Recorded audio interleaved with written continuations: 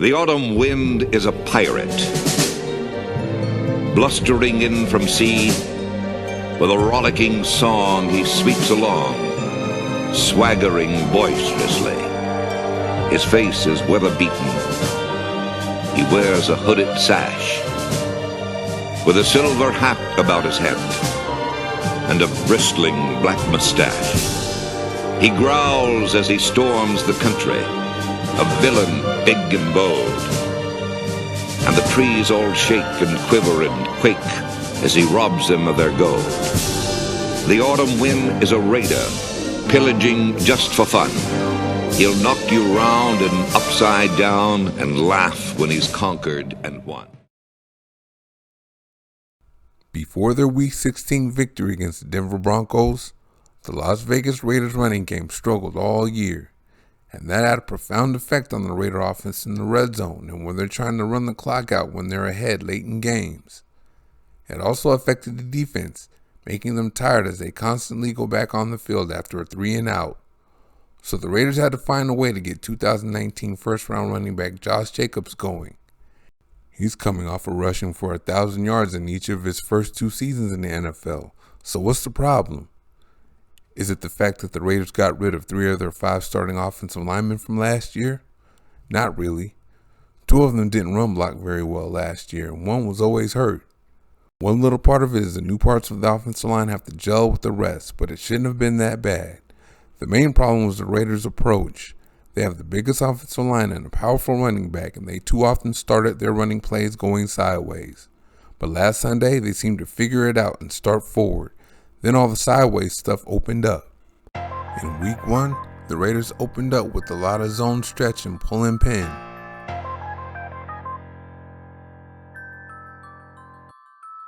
And they were successful with it for a while.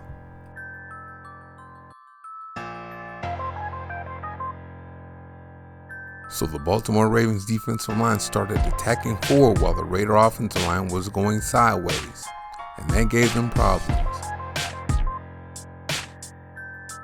When your first step is sideways and his is forward, he's going to beat you to the punch.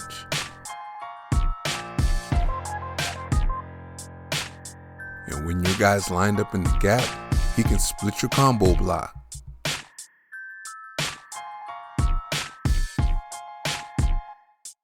And the Raiders weren't sealing the edge by way of backside cut block,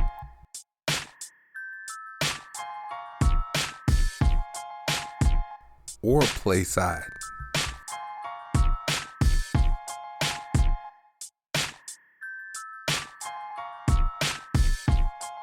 So that often caused Raider offensive linemen to stay on the combo block for too long and not get to the second level. And other times, they wouldn't stay on the combo block long enough, causing his teammate to get beat. Here, Alex Leatherwood's going to come off it too soon and still not hit anyone on the second level.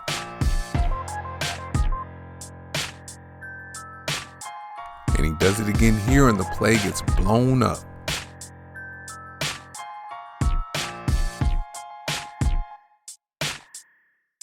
And plays like this by Brandon Parker near the goal line are why the Raiders have trouble in the red zone.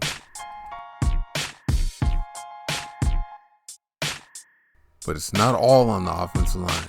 Jacobs has to make better decisions.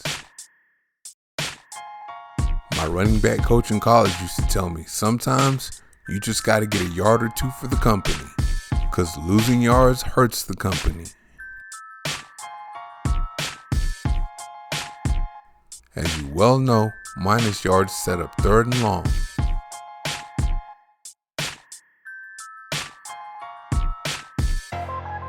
And here's a failed cutback attempt all the way around the other side.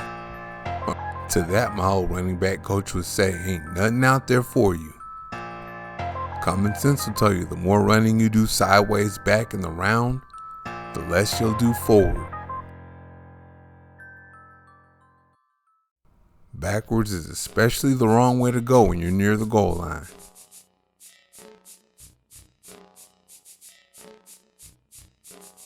Inside zones and powers were good for the Raiders early in the season, because it gave that big Raider offensive line a chance to go forward. Big holes got opened up when that Raider offensive line went forward.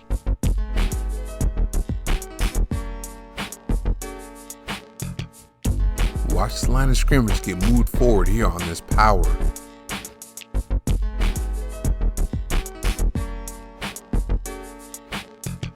Here's another power out of the shotgun.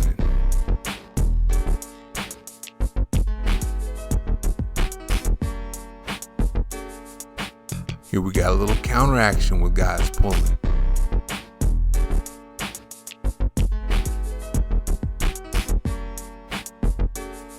Then we got a little inside zone with the offensive line getting downhill. And that sets up outside zones or whatever you want to do. It seems like the Raiders were starting to figure it out here in this Cowboys game. Don't just look at the big hole the Raider offensive line opened up. Look how far they pushed the line of scrimmage forward. Now this is an avenue right here.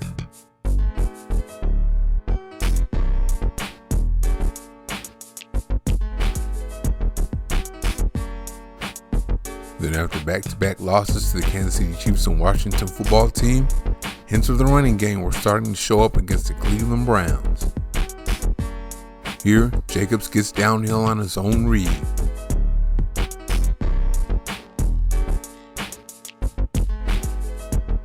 And here's more inside zone action with Jacobs and the Raider offensive line coming downhill.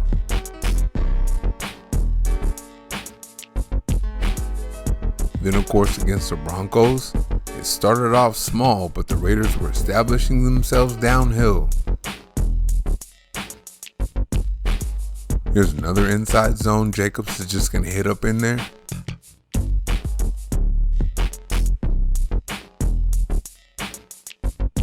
Now we got counter with the tight end and guard pulling.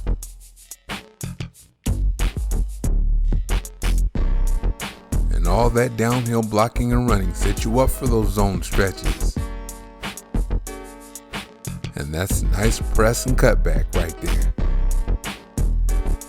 And here we have a zone stretch again, and Jacobs chooses a small hole over trying to look for something big outside. And that came complete with yards after contact too. And Jacobs started gashing the Raiders, especially in the second half.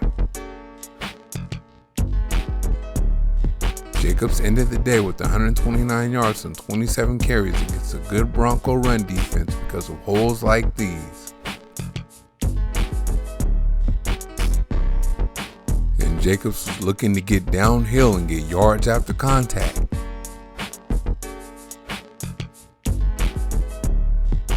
And again, when you batter the defense like that all day, you can start going sideways or whichever way you want to. Watch this cutback and this move here. Oh. Here's a nice little counter Jacobs gets upfield on.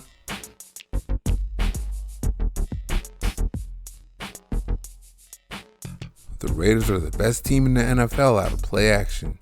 So if they can continue to run the ball like this, they have a good chance to get in the tournament. Even early in the season when the Raiders started to play going forward, Jacobs did damage. Then against the Cowboys, it showed even more, and I thought the Raiders had finally figured it out. But it took a couple of more games. But when they got it against the Denver Broncos, they really got it.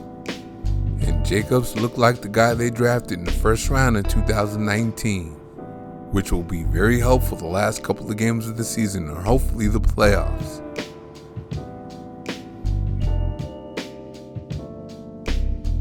Thank you for watching. See you next time.